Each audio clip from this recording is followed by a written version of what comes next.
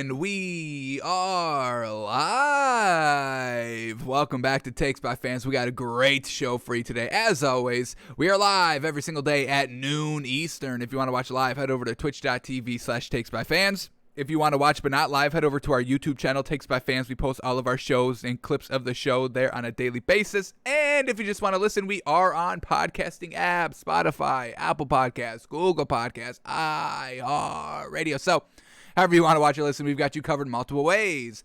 Alrighty, today's a big old Wednesday in training camp. Ooh, folks, my timeline is just filled of so much news and video and pictures and workouts and reps of all this training camp going on. It's absolutely beautiful, folks. We are truly in the full swing of the NFL season, folks. I don't care. It's not regular season. I don't care. It's not even preseason yet.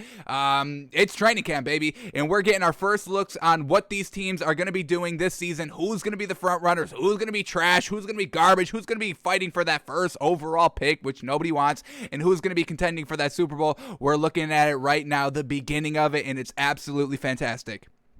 So obviously we're going to be covering, training camp, obviously for the rest of the season, till, the season begins. But, we're going heavy on training camp, with stories coming out, players talking, coaches talking, players practicing and looking all good. So obviously we got that today. And then we are continuing on with our Saints talk. We got to kind of finish up the Saints and then go on a new team for our team refresher. We chose Taysom Hill as our starting quarterback that we would like to see. We just kind of went into that yesterday on the show for part one of our Saints refresher. But now we got to talk about what else is on the roster because there's more positions than just that wide receiver or just the quarterback. And we have to talk about that wide receiver who's going to be absent for about the first half of the season, folks. He's not going to return to about week 7. So we'll walk through their schedule, see what wins we can give them, and see what their final win total of this year could be at their highest. So we've got that all today on the show, so let's just jump right into it with the stories of the day. In the first one, folks, Aaron Rodgers, we know he is in Packers training camp. He's out there practicing right now. You love to see it.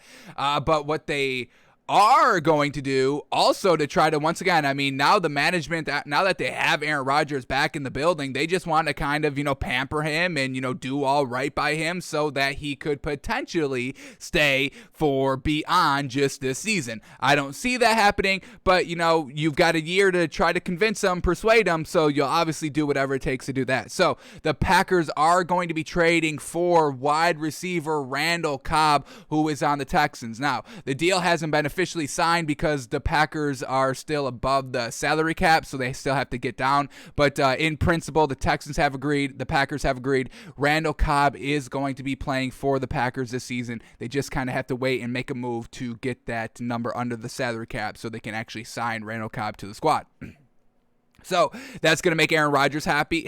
Obviously, they have history together. Aaron Rodgers, I'm sure, was a big voice to get Randall Cobb here. I don't think the Packers just go and be like, oh, let's go get Randall Cobb, if you don't have Aaron Rodgers. So I'm sure Aaron Rodgers truly pushed for that. But let's just go back to see what Randall Cobb has done with Aaron Rodgers. They've played together for multiple seasons, 2011 all the way to 2018. So about 8 full seasons together. Now, the one a little alarming thing is that he only has 1,000-yard receiving season for this Packers team, and that came in 2014 with 1,287 yards. When was the year they won the Super Bowl?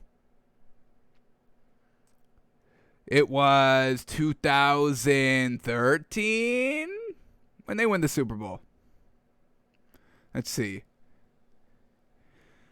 Let's go to playoff game logs, and it was 2010. Oh, so okay. So he was not on the roster when they won their Super Bowl, not part of that Super Bowl team. He came the year after 2011, and, we know that they haven't gone back since that time. So Randall Cobb wasn't part of that championship team, unfortunate, but in only 1,000-yard receiving season. Now, he still has decent yards. He's putting up, 900 in 2012. He had a couple of 800 seasons, but he's kind of averaging about like 600. So, he's not the A1 tier 1 wide receiver. We also have to take, Randall Cobb's stats with a little bit of grain of salt just because, of their kind of absolute stacked roster anyway. I mean, they had Jordy Nelson from 2008 all the way up until 2017, and Jordy Nelson was basically the one getting 1,000-yard receiving seasons every single year. I mean, he had a 3-year stretch where he had 1,000 plus. I mean, these are great numbers. 2013, 1,300 yards.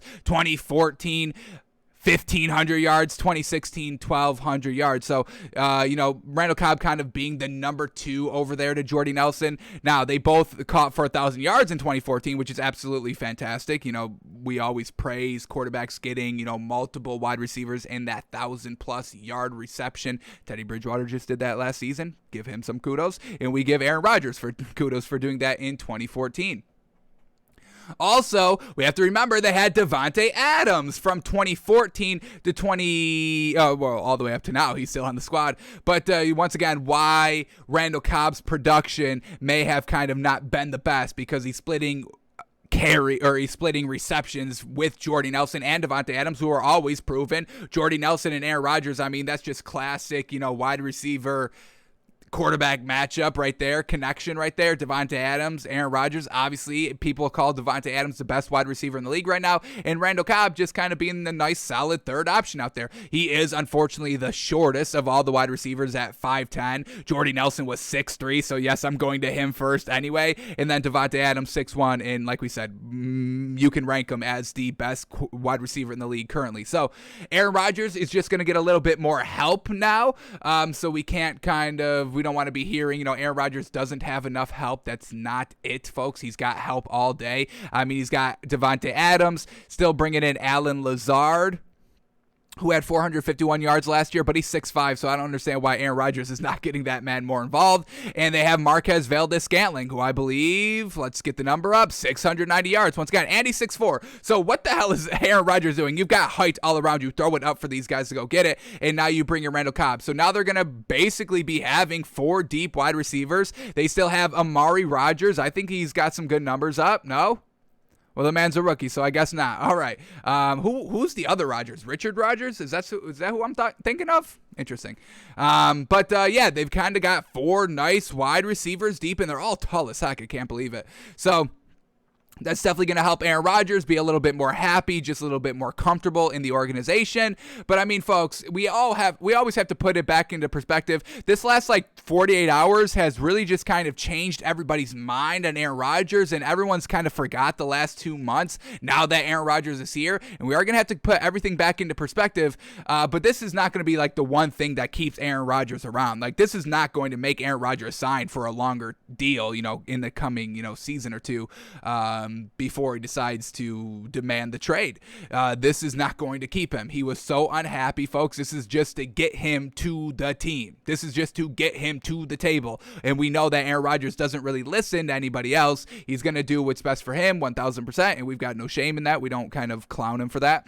But, this is not going to make him stay. So let's all relax. I'll see a lot of narratives now now Aaron Rodgers has incentive to stay now that, they bring his, buddy and his ex-buddy in.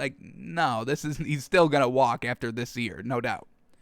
But he's got all the help now, especially with 2 great running backs, Aaron Jones, A.J. Dillon. You've got Robert Tonyan as your tight end. So they've got all the help that they need offensively. This offense should be absolutely magnificent. It was already magnificent the last 2 years, going 13-3. I mean, folks, I don't know. That is so wild that we're talking about teams needing more help after going 13-3 back-to-back years. I don't get how y'all give this man so many free passes and excuses. Look, I'm all about for rooting for Aaron Rodgers because he is one of the greatest to ever do it. And that's what we love here on the show. High-level talent, going at it every single year, every single game, every single week, every single day. We absolutely love that. But to give this man as many passes and excuses that the national media does, that his fan base does, that social media does, it's absolutely absurd, folks. It's absolutely absurd. This man gets so much so many excuses for him. But are we looking at his roster right here, folks? Are we looking at his overall stats? He's amazing.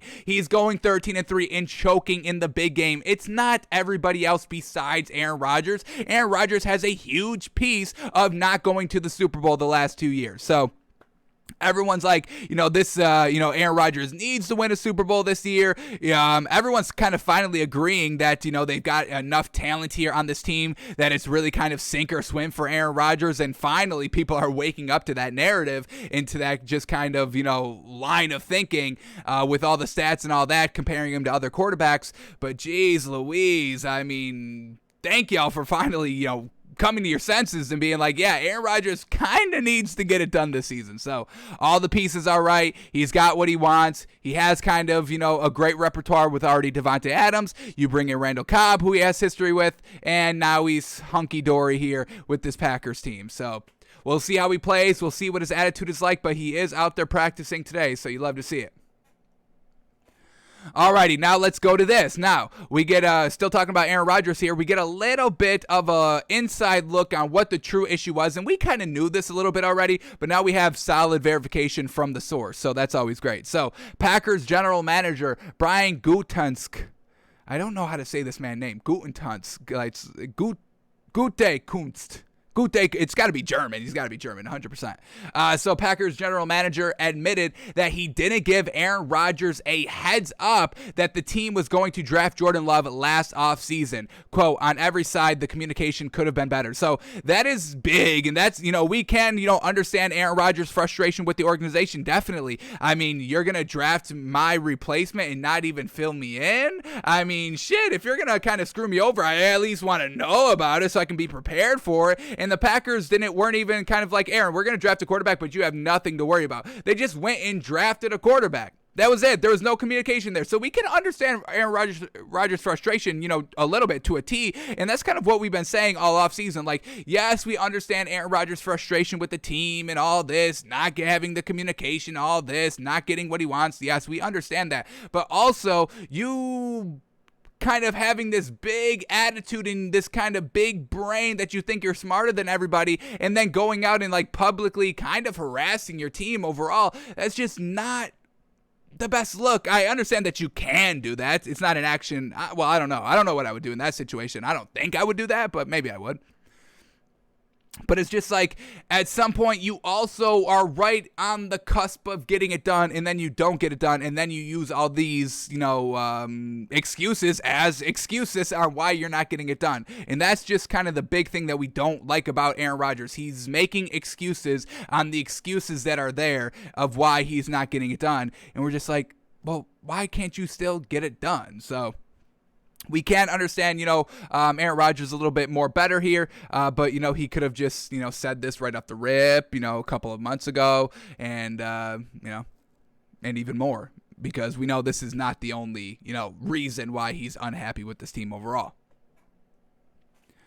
All right, and we also get a tad more little kind of quick quotes here by the Packers general manager. So he says that Aaron Rodgers has the same say in personnel as he's always had. Quote, he's earned a place at the table, and that kind of makes sense in that he just went and the Packers just went and signed Randall Cobb.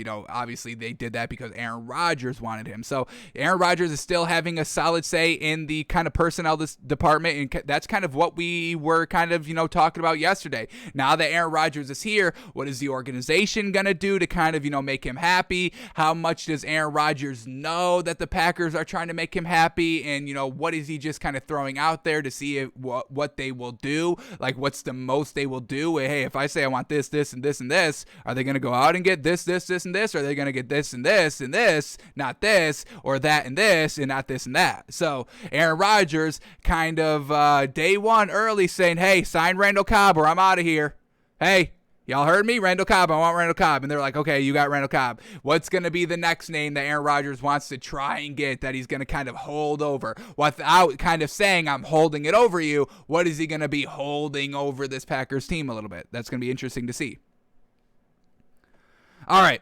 The general manager says they are still working on Aaron Rodgers' revised contract. Won't get into details, but says he expects Rodgers to practice today, which he is. He is out there.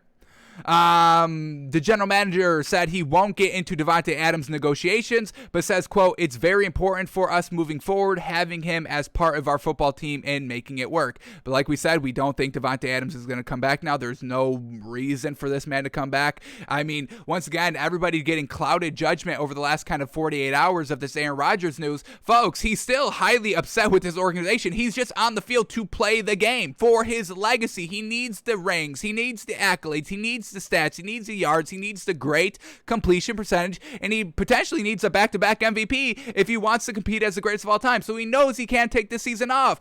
Everyone's out, everyone's on Twitter these last 2 days saying like, oh my God, now Aaron Rodgers is definitely going to be back next year because they are signing Randall Cobb. Oh, now Davante Adams is definitely going to be back next year because Aaron Rodgers is there. Folks, no, this is a one-time season deal. This is the last dance. We've heard it from the horse's mouth, both of them. Stop forgetting that. They tweeted the last dance picture, Davante Adams and Aaron Rodgers. They know what this is. They know this is the last ride. Matt LaFleur even knows it's the last ride, but he's trying. I mean, if you have an opportunity to go out and keep Aaron Rodgers, you're going to do whatever it takes to keep him, but we all know Aaron Rodgers is not going to accept anything from this Packers organization. And people are saying, well, if they win the Super Bowl, he'll definitely be back next year. No, he won't. He'll be like, hey, Green Bay, this is for you. See what I could do. See what I could have done all along. And then he leaves. Like, that's a narrative that Aaron Rodgers will 100% play into without a doubt. So win or lose, they lose. Aaron Rodgers is like, see, I can't win here. I just can't win here. They won't let me win here. If he wins there, it's, hey, I won for y'all. See what would have happened if they listened to me earlier. I'm out of here. So don't get clouded judgment over the last 2 days of Aaron Rodgers being there and, smiling and, having a good time and getting his buddy back together. He is still out by 2022, folks. At the end of this season, he will request a trade. That's why they restructured his deal. So Aaron Rodgers could be out next season. I'm going to say it, there's a 0% chance Aaron Rodgers is on this team next season. 0%. So everyone needs to just kind of calm down. Aaron Rodgers, Packers fans, you got to just live it up this year. This is your last year with Aaron Rodgers in a Packers uniform. This is it. No more seasons. No more, oh, well, now he's happy. Everyone's kind of making up for it. Aaron Rodgers doesn't care. He doesn't care about your apologies. If you didn't do it first, without him asking, without him demanding, he doesn't care. He doesn't respect you for doing it when he has to go and ask. So don't get clouded judgment here, folks. Do not kind of have recency bias on this Aaron Rodgers saga. He is 1,000% out next season. So is Davante Adams, honestly. All right. Asked whether Aaron Rodgers can force a trade after the 2021 season, the general manager says, quote, I think what he's done for this organization, he deserves at least the conversation every year about where we're headed, where he's headed. He's earned the right to have those discussions. He's earned those rights, but once again, Aaron Rodgers kind of, forcing these people to go out and say that to make him happy. Once again, trying to get Aaron Rodgers to say, hey, if I say he's got a seat at the table, if I say he's got, a huge kind of say in what we're doing moving forward, what he's doing moving forward, then, he could buy into that. But Aaron Rodgers is not going to buy into that. Aaron Rodgers renegotiated his contract for his freedom next year. That's simple. It's plain, folks. It's right out there in the open. Aaron Rodgers is telling us. We just have to go and listen. And I'm listening to the man. So that's where we have on Aaron Rodgers. He's at practice. He's getting one of his buddies back. Davante Adams is back. And they are off and rolling to a hot start in Packers training camp, looking to once again go 13-3 and hopefully have a little bit of a better ending than the last 2 years previous where they lose in the NFC Championship game. Alrighty, let's move on to this. Deshaun Watson, folks. He is out on the field in training camp, folks. Watson is on the field for the Texans' first training camp practice. Fantastic. The man isn't going to jail just quite yet. The man's not going to be on the commissioner's exempt list just quite yet. The man is all good to go. I thought I had this tweet up, but I have to go pull it up because we get kind of some solid language here by the NFL on Deshaun Watson's situation. So this is from the NFL. The NFL's review of the serious allegations against Deshaun Watson remains ongoing and active. We are working cooperatively with Houston Police Department in ensuring that the NFL's inquiry does not interfere with their investigation.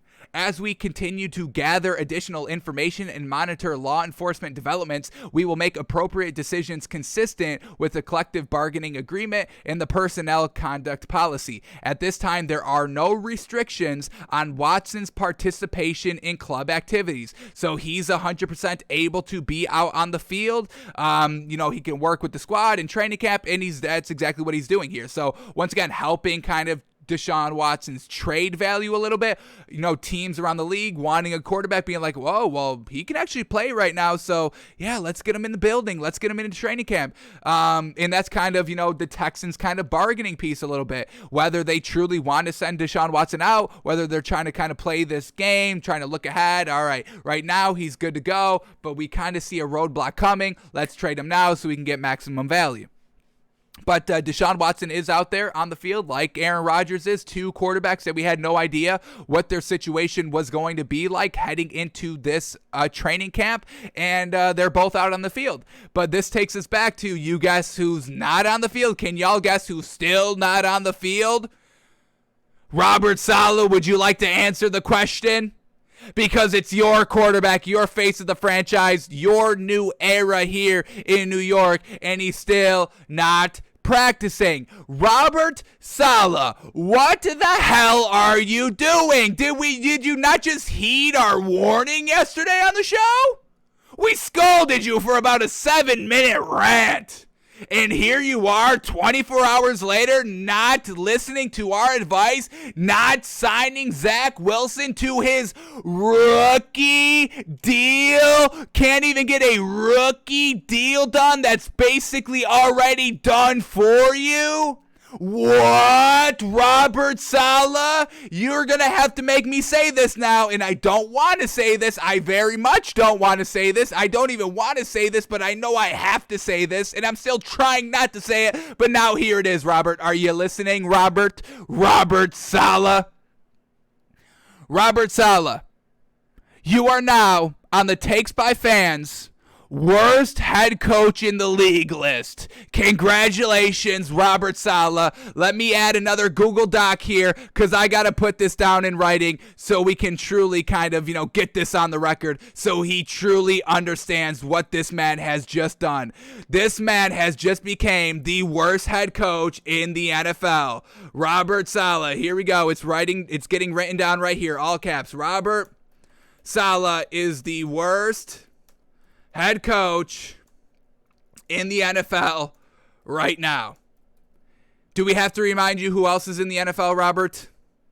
Dan Campbell. Dan Campbell. And here you are being worse than Dan Campbell. And I got to make this big. We're going to make this. How high can we go here? Here we go.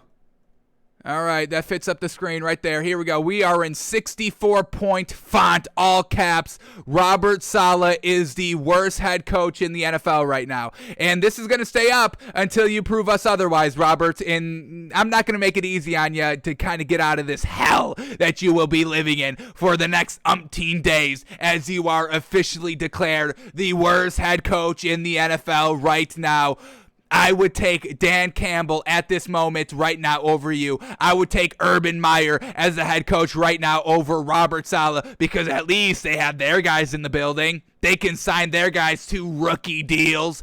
Absolutely disgraceful, pitiful, absolutely. I got to see some new words here. I need a thesaurus on. What's the word? What's the worst word I can think of? It's absolutely. Oh man, I forgot that first. I forgot that first word I used. Damn it. Disgraceful. Disgraceful. It's truly disgraceful. All right, here we go. Disgraceful. Thesaurus words. We got to get a little bit more creative here. It is scandalous. It is deplorable. It is despicable. It is beyond the pale. It is dishonorable. It is discreditable. It is reprehensible. It is objectionable. It is base. It is mean. It is low. It is blameworthy. It is unworthy. It is ignorable. It is shabby, inglorious, infamous, unprincipled, outrageous, abominable. It is atrocious, appalling, dreadful, terrible, disgusting, shameless, vile, odious, monstrous, heinous, inquidious, unspeakable, loathsome, sordid, bad, wicked, immoral, nefarious, indefensible, inexcusable, unforgivable, intolerable, embarrassing, humiliating, degrading, low-down, hateful, debacle, criminal, knavish, dastardly, scurvy, egregious, flagitious, exceptionable, folks. Damn, Robert Saleh, you are all those words. Do you understand me? Are you going to take us a little bit more serious? Are you going to take us more serious now, Robert, and get your rookie deal done for your rookie quarterback that is your new face of the franchise, that your success hinges on him being good in this league, Robert? You better have him signed tomorrow or we're going to get a whole lot worse. It's going to get a whole lot worse for you, Robert. Unbelievable, folks. Absolutely unbelievable. Sickening. I'm sickened by this news. That they cannot get Zach Wilson's rookie deal done. James Morgan and Mike White are taking the snaps. Ever heard of them? Ever heard of them, folks? Because I have not. The only reason I know James Morgan's name is because I have a freaking memorabilia card that I pulled of his. Trash. Worth $0. Not even worth my time to ship it. I would lose money on the shipping costs. That's how trash James Morgan is, folks. I cannot believe what is going on here with the Jets. I thought the bad quarterbacks was over. Todd Bowles was out. Adam Gase was out. Robert Saleh, we were given a chance. And he's not making it work. Robert Saleh is the worst coach in the NFL right now, folks. And you know who else got signed? So we got Deshaun Watson on the field. We got Aaron Rodgers on the field. And now we get the 49ers signing their quarterback that they signed. The 49ers, before they began practice today, they waited to the last minute. And they still got the deal done. Robert Saleh waited to the last minute, didn't get it done, and now he's going to have to kind of wait to the last minute, which is today, tomorrow.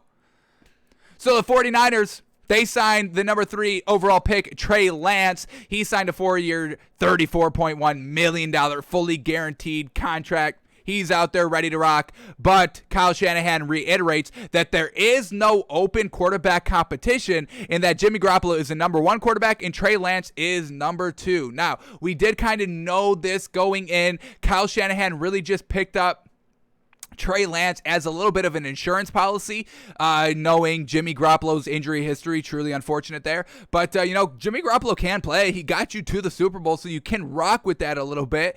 He just has to stay healthy, and that's really why Kyle Shanahan went for a quarterback in this year's draft, to have that backup, to have that insurance policy. But he is not. Trey Lance will not be starting for that, be competing for that starting job. If he gets a starting job, it will be because Jimmy Garoppolo is injured. So, little interesting there. No open quarterback competition with the 49ers. They got their man Jimmy G. They're rocking with them. They know they can win with them. They have won with them when he's there out on the field, and he's there out on the field right now. So they're gonna still be rocking with him. Hopefully Jimmy Garoppolo's injuries are put behind him, and hopefully Carson Wentz's injuries are put behind him. Let me knock on wood for them. Send all the good kind of vibes over to them. Don't want to jinx anybody because we want great quarterback play from the true number 1 starters in this league for the entire season to get maximum competition, to get maximum games. That's what we're looking for, folks. So no competition there in the 49ers. Trey Lance, not looking good for the man. Alrighty, still talking about quarterbacks here in camp, and this one's a little interesting news. We heard, we didn't believe it when we heard it, but we did hear it, we read it, we heard it from the source's mouth. Here we go, that there was going to be an open quarterback competition here in Jacksonville with Gardner Minshew and Trevor Lawrence. We didn't believe it because you don't take Trevor Lawrence, and he's a number 1 overall pick with Urban Meyer, new kind of tenure here, new reign, new regime here in Jacksonville, so, you kind of go with who you pick. But Gardner Minshew, he took the first reps of the 7-on-7 So that's good. Now, they were so he had the first 2 reps at 7-7 for Gardner Minshew, and then Trevor Lawrence took the next 2 reps. So they are kind of equally splitting reps here, giving the kind of the picture that Gardner Minshew is truly competing for the starting job, but we always have to kind of put context into it. We know Gardner Minshew is truly upset by not being kind of, the clear-cut starter, a little bit of questionable whether he will be the starter. We know Gardner Minshew wants to be the starter. He has actively said, and has actively said he wanted to be the starter, has actively said, hey, if I'm not going to be the starter, I'm going to be out of here. So is this just kind of an illusion the Jaguars are putting on? Hey, for the first week of practice, or first week of training camp, we're going to have him with the ones, splitting kind of reps with Trevor Lawrence, and then come like week 2, the first full week of training camp, we're really going to start just getting Trevor Lawrence the first reps and just kind of making Gardner Minshew happy the first couple of days. So we will keep an eye on this. Is Gardner Minshew going out and winning the job? Is Trevor Lawrence going out and winning the job? Is Gardner Minshew getting kind of put on the back burner even though he's doing a real solid job out there with the ones? So we'll definitely keep an eye out on that. But as of kind of day 1 for this Jags team practicing, they have an open quarterback competition, and I respect the hell out of that because we were kind of impressed with what we've seen from Gardner Minshew so far. It's just overall the Jaguars team is just absolutely atrocious the last 2 seasons. So Gardner Minshew, man, he may get the job. I don't think so, but he's got some reps with the ones. So, take that, weigh that however y'all want. Day 1, first reps. Now, but we also get this.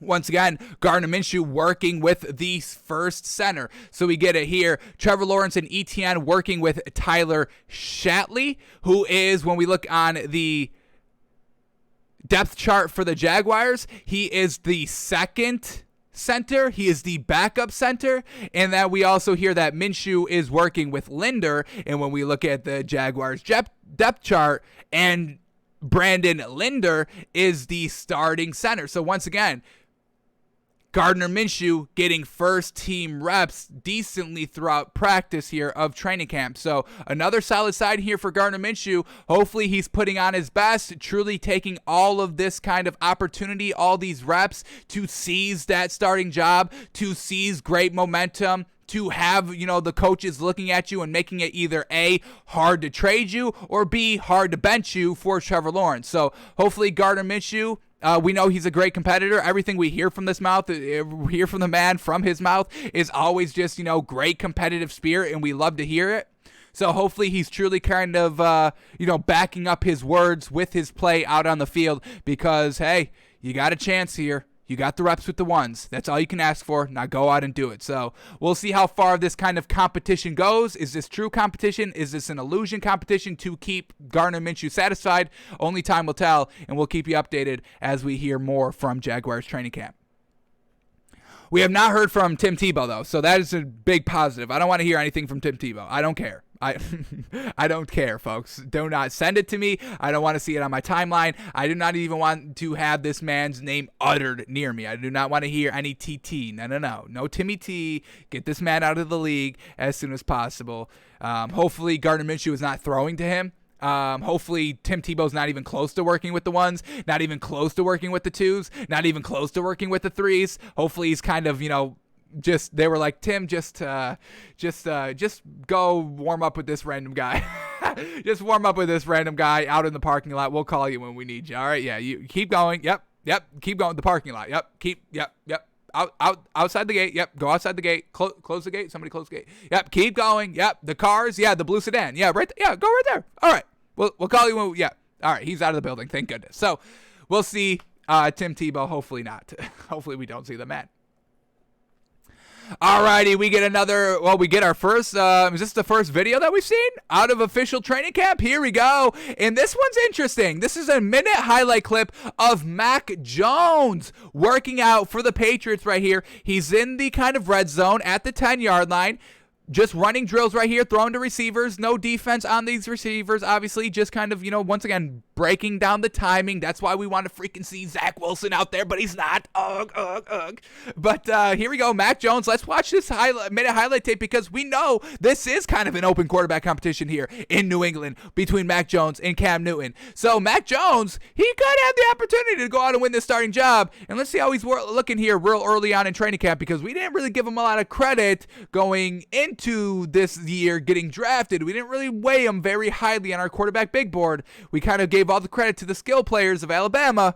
We disrespected him a little bit. Let's see if we can start respecting Mac Jones and getting on his side and getting behind him. So here we go. Let's let this roll and see some throws he's making. So these are all just kind of 20-yard throws max at the back of the end zone. This first throw right here is absolutely fantastic right here, folks. It's just a little bit of a kind of an in route, 20-yard post route, in route here in the red zone, in the end zone as well. And Mac Jones, this is perfect. This is perfect ball placement. High and kind of high and away a little bit, making sure the receiver goes up and gets the ball. So when there is a defender on this man, you put the ball where only the wide receiver has a chance to go and get it. And I believe this is a great pass. The great placement right there. That's an excellent pass there by Mac Jones. Now I believe I think that's Josh McDaniels there talking to him. We don't know what he's saying, but that looked like a good throw to me. I thought that was actually kind of flawless. Here we go. Route number 2. Here we go. Same placement. All right, this time a little bit behind. The other one was a little out in front. Now, I don't know if that's a note by Josh McDaniels or not, but I thought that second throw was a little less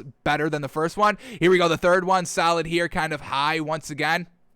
Placing the ball a little bit higher, and that's what we would like to see in the end zone, folks. That's what I want to see. Anytime you're in the kind of end zone, 10-yard line, 5-yard line, I just want to see you throw one-on-one fades to your wide receivers, trusting your guys. So throwing it high and away for your receivers to go up and get it. And that's kind of what Mac Jones is truly practicing here, and I'm kind of getting behind it so far. So here we go. Route number 4 up. This time going outside, back corner fade. And once again, just a little bit too much inside, a little bit underthrown on this one. Once again, it's a little hard to tell when there's no defense on him. But, this one probably would have been broken up if there was a solid defender right on the man. Are we going to get one more here? Route number 5. Here we go. 7 seconds left in the video. Here we go. Going to the inside here. And another good, pretty high throw there. I'm liking what we're seeing here from Mac Jones early. I know it's just kind of, no pads, no defense. I understand that. But the ball placement was real solid here by Mac Jones. We'll see if he can keep it up. They did start to decline a little bit after the first one. I thought the first throw was the best throw. But that's just my opinion. So we'll keep an eye on Mac Jones as he progresses here. And potentially beats out Cam Newton. And that's not a good look for Cam Newton. If Cam Newton gets beat by Mac Jones, Cam Newton will never play in this league again, folks. And never, ever.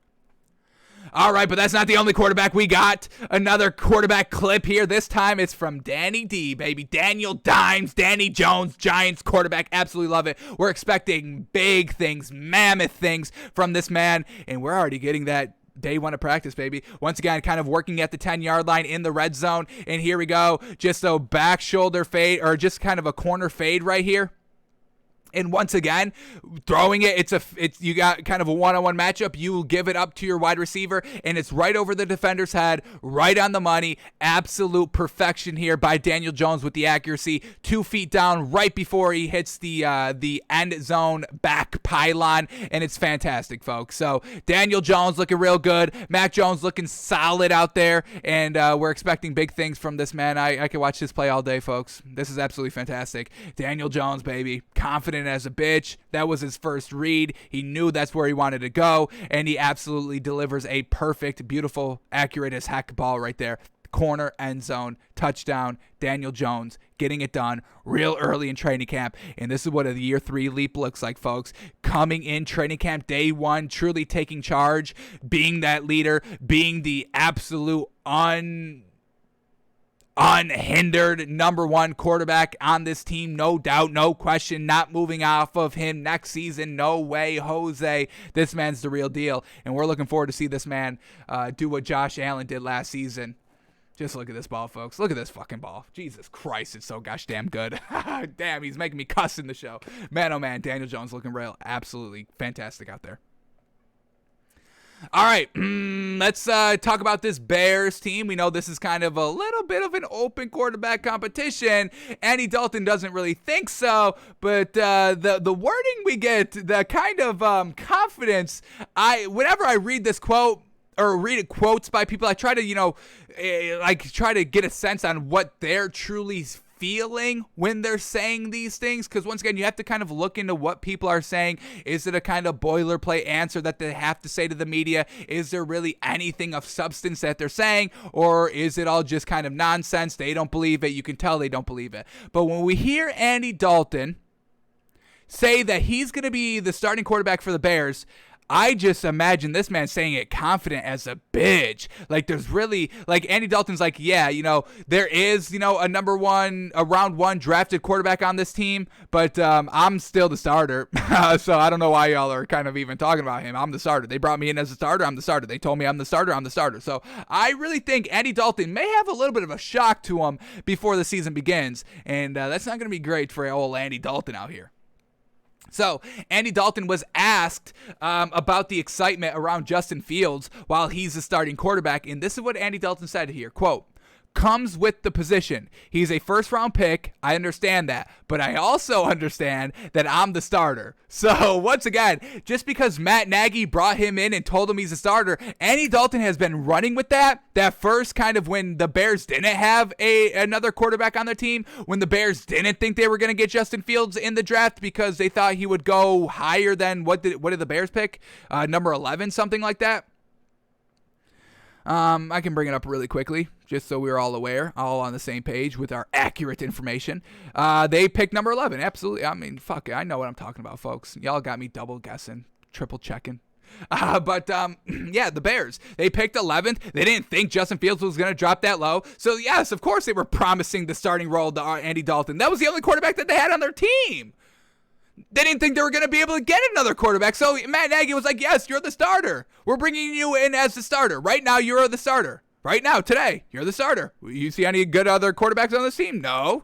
You think we're going to get one of those kind of Trevor Lawrence's, Zach Wilson, Justin Fields? You think we're going to get one of those quarterbacks? No, you're the starter.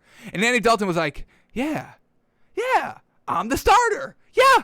Makes total sense. I'm the starter. Thank you. I'm signing. I'm the starter. I'm signing. So Andy Dalton is truly clinging into those oh my God.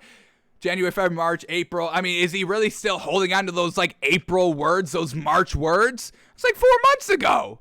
You're not the starter anymore, Andy Dalton. You're a placeholder. You are the placeholder quarterback until Justin Fields is up and ready to take your job, to take your place, to be the starting quarterback for this Bears team that will do better without you than they would with Andy Dalton, no doubt. So Andy Dalton, I truly think he believes he's going to be the starter for this entire year. And I think he's going to have a little bit of a rude awakening come probably September 1st, when you're really kind of, the last preseason game, whenever that is, like late August. September 9th, I believe, is the first official game of the season. I think it's a Thursday night game. So Andy Dalton, I would kind of lesser these expectations a little bit, because Andy Dalton's saying, but I also understand that I'm the starter. Like, he's like, hey. I know it comes with the position. He's a first-round pick. I understand that. But I'm the starter, baby. But I also understand. So I understand Justin Fields on the team. But I also understand, and what y'all should also understand, is that I'm the starter. Do y'all not know? Y'all better give me the respect I deserve. I'm the starting quarterback here. He's saying it very confidently, folks. And this... oh, man. I would love to be kind of in the room when Matt Nagy officially announces that Justin Fields is going to be the starter, because I think Andy Dalton's going to be a little pissed. But, who cares? Honestly, you had your chance. You didn't make the most of it. We really don't feel that bad for Andy Dalton not being the starter. You had your chance. Mediocre. You were mediocre your entire career, which isn't bad. That's real solid. Not a lot of people can do what Andy Dalton did. I mean, there's only 32 starting quarterback jobs in the NFL at a given time. And he was that for a solid stretch. He had a solid run. But it's nothing great. It's nothing good. It's solid. It's average. Average. Bears are looking for a little bit better than, average. So, Andy Dalton, don't get too comfortable saying that you're the starter. Alrighty, another quarterback competition to kind of keep notes on. Drew Lock and Teddy B for the Denver Broncos, and they're kind of splitting first reps. So we get to hear from Vic Fangio here. This is always great. We kind of have heard this a lot in the preseason, obviously, in the offseason, I should say, as we've kind of been gearing up for training camp. Now that training camp is here, we're still kind of getting the same kind of information out of Denver's training camp, that they are going to be kind of splitting carries. We heard that the Broncos are kind of really thinking about waiting until preseason game 3 is over with until they name the starter. So they are giving, these teams first team reps, these two players, Teddy Bridgewater, Drew Lock, first team reps. They are giving them all the opportunity to go out and win the starting job, and they are not going to kind of be fooled by one good day, 2 good days, 1 good preseason game. They are going to take the entire kind of information that they saw throughout the next kind of month and a half, until they feel comfortable 100% that they are making the right decision. Because like we said, we've talked about this Broncos team already in our team refresher, and we do think that this is a solid kind of 10-7, 11-6 team, and this could be a team that is fighting for a wild card spot come, week 17, coming, week 18, last week of the season. So you definitely need to get the quarterback right here. That's the biggest kind of priority for everybody involved in this Broncos team. Vic Fangio of being the kind of head coach, hey, if you don't get it right here, we may be looking elsewhere come next season. The defense, Von Miller, if he's not getting, if he's not getting it done, maybe they move off of him. So this is truly kind of, a make it or break it year, and every position is truly going to be under the microscope. Why is this Broncos team struggling so hard when they really have a solid core roster all around them? They have solid pieces everywhere, offensively, defensively. They really need to get this quarterback right, and that's why they're kind of taking their sweet ass time before truly announcing. So we get a quote here by Vic Fangio, so let's see what he's saying. Let's start here. The 2019 second-round draft pick, whom the Broncos traded up to acquire, will compete with veteran newcomer Teddy Bridgewater for the starting role after struggling last season with nearly as many interceptions, 15, as passing touchdowns, 16, on a 5-11 team. Getting first reps, however, doesn't necessarily mean Locke will be getting the lion's share of them. Broncos head coach Vic Fangio suggested an even split is coming, at least for the start of camp. Quote, "We have these first 4 days. Everything was 50-50 in OTA. What group worked with, drills. We will look after the first day, then maybe do day where one gets 70 and the other gets 30 reps. Fangio said it's going to be 50-50. So let's read that quote again, because that's kind of, I feel like he's missing some words. I'm reading this word for word here, folks. So quote again. "We have these first 4 days. Everything was 50-50 in OTA. What group worked with, drills. We will take look after first off day. Then maybe do 1 day. Then maybe do day where one gets 70 and the other gets 30 reps." So they're going to do 50-50, but they're going to kind of, take this kind of first couple of days of training camp and then go from there, build on there. All right, we're kind of seeing Teddy Bridgewater maybe having a good day. We'll do one with him getting 70 and Drew Lock getting 30. Then maybe we'll do one where it's 50-50 again, reevaluate. Maybe we're liking what we're seeing from Drew Lock, and then the following day give him 70, give Teddy Bridgewater 30, and then just keep evaluating on that process. So both these quarterbacks are going to be in the running, and we'll see which one kind of pushes the other one into that starting role. Can we see? Because Drew Lock has a pretty strong arm. I'm not opposed to Drew Lock being the starter here of Denver. I'm just what I saw last season. I give the starting job to Teddy B. But that's just what we saw last year. Who put in the work this offseason? How hungry is Teddy Bridgewater to prove Matt Rule wrong and really everybody in the media wrong that never believes in him? Does he go up and step up to the occasion here? And we've already been seeing him throw absolute dimes in the OTAs and mandatory minicamp. Drew Lock throwing all those picks. Everyone's calling him a bust now. Everybody was high on him when he first came into the league 2 years ago. In those first kind of 5 starts, everyone was big, and then he got a full season, and everybody's a bust on him. So now he hit the highs of highs. He's hitting the low of the lows. How does he bounce back from both of those? How does Teddy Bridgewater push Drew Lock. Does Drew Lock kind of rise to the occasion of getting pushed from behind in this kind of quarterback battle? So we'll see which one goes out there and wins the starting job, but this is a true 50-50 open quarterback competition. This is probably the openest quarterback competition that there is so far in training camp, and we'll see which one goes out and wins the starting job and is going to be kind of, responsible for the success and failures of this Broncos team that desperately needs a winning season. They are too good to be absolute trash, folks. They are too good offensively, defensively, kind of even coaching-wise, to be this trash. So we'll know more of the open quarterback competition, obviously, as training camp progresses, and we'll kind of keep an eye on who we think is holding on to a little bit of a slight edge. Alrighty, folks, we've gotten to this part of the show, where we have to talk about Xavian Howard, cornerback for the Dolphins, because he just dropped an absolute bombshell yesterday on social media. So here we go. We get this big, long, written out quote here from Xavian Howard. So let's see what he has to say. We know he's wanting a contract extension. He wants to get paid more money. He just had an MVP caliber season. Probably was the best defensive back there last season, and he wants to go get paid. Only problem is he just got paid last season, and now he wants to get paid again. The man wants to renegotiate his contract, and the Dolphins were like, no, what are you, nuts? I mean, we won the deal. We paid you solid money, and you outperformed. That's a win for us. We're not going to go and kind of ruin our deal. We just hit success. We just hit a lick. We're not going to go and give the profits back. No. We made the money in that year. Let's see what you do here next year. And then we'll talk about maybe a deal when your actual contract is up and what you deserve. Dolphins weren't kind of buying into giving this man another restructured deal. So Xavian Howard, he showed up day one for training camp, and that was great. We were big on this man yesterday. We're like, oh, this is a good sign.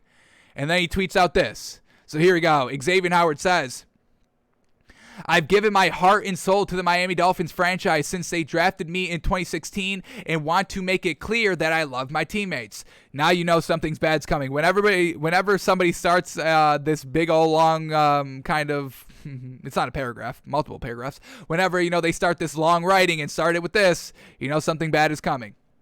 Back to his quote here. Quote, they are my family, but what I've learned is the business side of the NFL proves organizations don't always have the players' best interests at heart. Now, I will always agree with that. I mean, the business is going to do what's good for the business. You should always do what's best for you. I mean, it really should be going both ways. Just unfortunately, the media just in general always punishes the player, the employee, because they will always protect the interests of what's making them money, and you individually are not making the money. The company is making the money off of them, which in turn makes you money. So I will always agree with the little guy. I will always pretty much agree with the player, and I will always pretty much agree with the employee over the big business, over the corporation.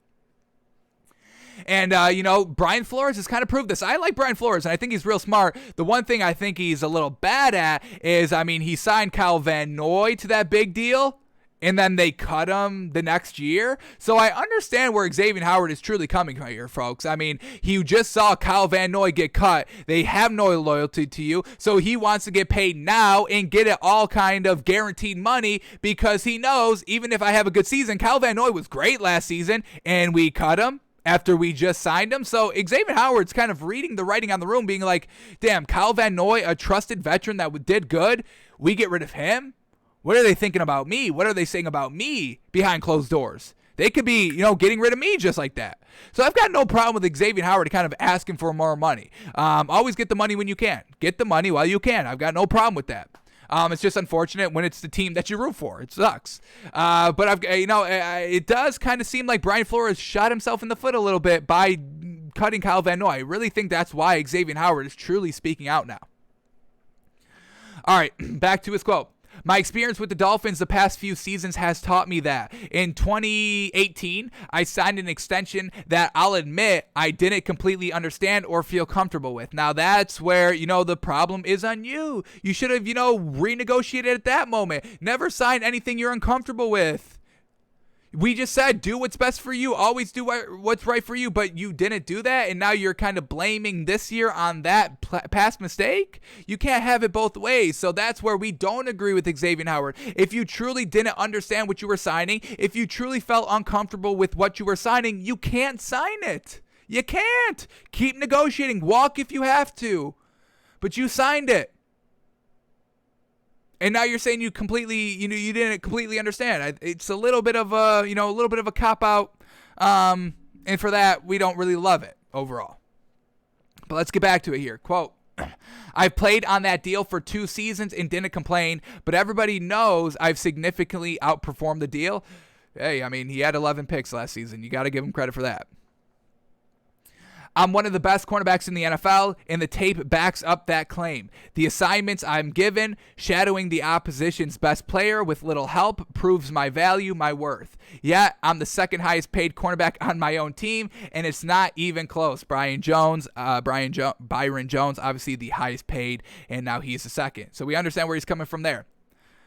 I want to clear up a few misconceptions about my situation. My agent, David Cantor, and I have never once asked for a completely new contract. We wanted things to work out with the Dolphins and brought solutions to the table, like guaranteeing more money that we felt were win-wins for both sides. These were proposals of adjustments that wouldn't just make me feel more respected, but were also cap-friendly. But the Dolphins refused everything we proposed. Now, once again, now we're hearing his side of the story. What we've only heard is that he wants a whole new deal. He wants a restructured deal, but it wasn't really restructured. He just wants more guaranteed money, and then it helps out the cap space as well to sign other players. All right, what else do we get here? That is why I don't feel the organization has dealt with me in good faith. I don't feel valued or respected by the Dolphins, just like they can take a business-first approach. So can I, and that's exactly it. That's why we have no problem with him doing that, because we know, and that's kind of why, I don't have truly a problem with players voiding their contracts and, kind of going against their contract, just because... Like Xavian Howard says here, the business side of it will always do business first approach. So I'm going to kind of, take kind of player first approach. I'm feeling disrespected. I'm feeling underpaid. Hey, I've got money. Yes, I want more. But, if I walked away right now, I could live comfortably for the rest of my life. I'm just, I love playing football, and this is what my skill is. This is what my talent is. And I would love it for it to be with your team, to win your team and your organization a ring. But at the end of the day, I just feel like I'm deserved a little bit more money here. So I'm going to do what's best for me. Going to take that kind of, business first approach, but with myself. So I've got no problem with that. And then, like businesses can do, they can void a contract. They've got, their lawyers on deck, writing these contracts, all these stipulations, all this fine print, all these kind of loopholes to really void a contract on anything that they don't like. So that's why we've got really no problem with players kind of doing the same thing in their own kind of, in their own power of, requesting a trade and, being open in the media to get the fans behind the player and not the team. So this is why, I don't really kind of clown Xavian Howard for this or demonize Xavian Howard for this. I kind of understand it.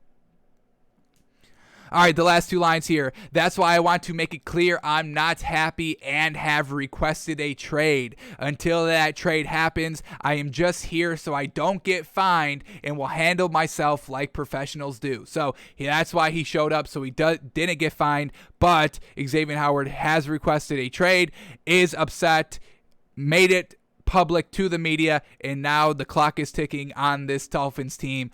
Do we trade him? Do we not? How soon do we do it? What do we try to look for if we do trade him? Because if we do trade Xavian Howard, obviously you would like kind of another solid corner in his place, but also we could probably capitalize on a nice running back. If we can finesse a team, if a team is desperate for a cornerback, maybe we get a running back in instead. And overall, I think that could be a decently equal deal because I believe in Brian Flores to coach up that defense. I think the defense is already pretty solid. Obviously, you want Xavian Howard on your team, but let's shore up that running game because we know that's absolute trash. So we'll see what Brian Flores does on this Xavian Howard situation and what we get in return for him if we do trade him because he is unhappy and wants to get traded.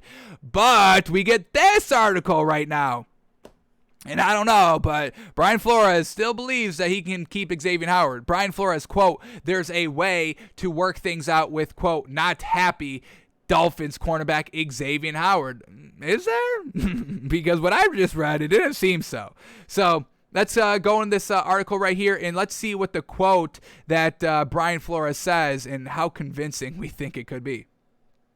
So Howard arrived to Dolphins training camp on Tuesday, but obviously has eyes on a departure. Nonetheless, he stated he'll remain at camp so he does not sustain fines, which wasn't the case earlier in the offseason. On Wednesday, Coach Brian Flores said he was confident in Miami's relationship with Howard could be mended. Now, this is after the post. So Brian Flores read the post, and he still believes that they can mend this relationship. So here we go, quote by Brian Flores, head coach of the Dolphins, quote, "There's a way. I think we just continue to have discussions with him, his representation, and keep the lines of communication open, continue having dialogue, and hopefully work something out."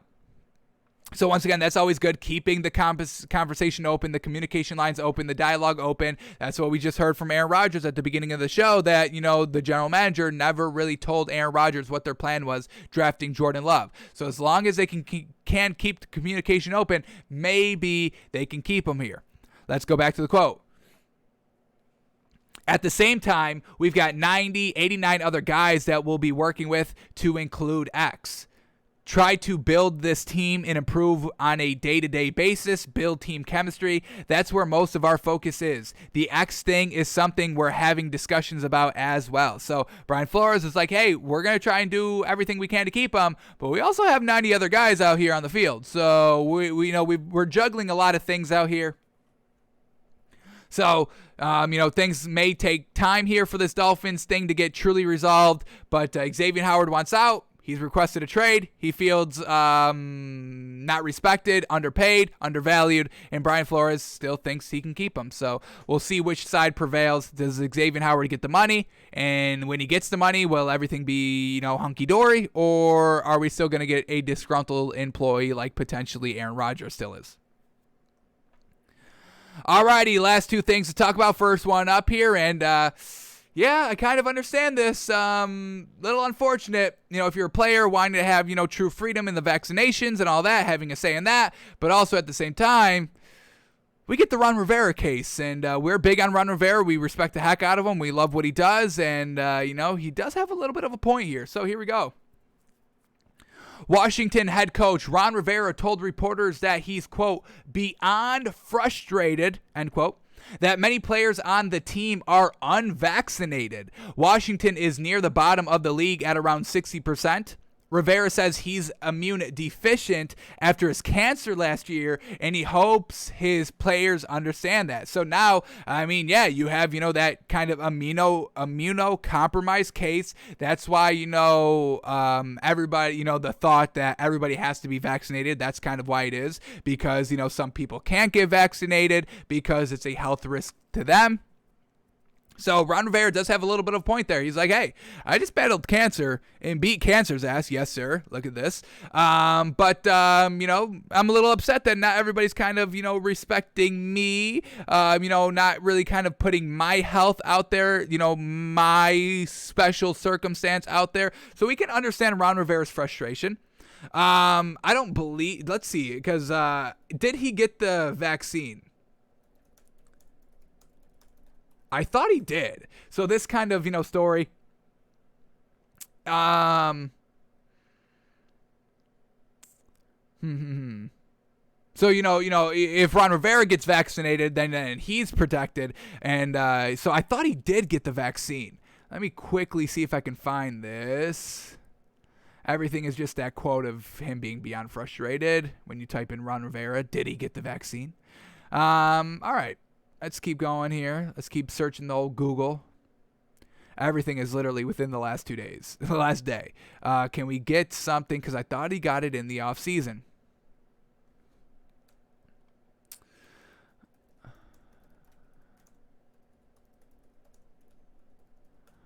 See this. See if I type it a different way. And once again, it's just the same articles. He's frustrated, beyond frustrated. I just want to know if the man got the vaccine. That's it. I thought he did.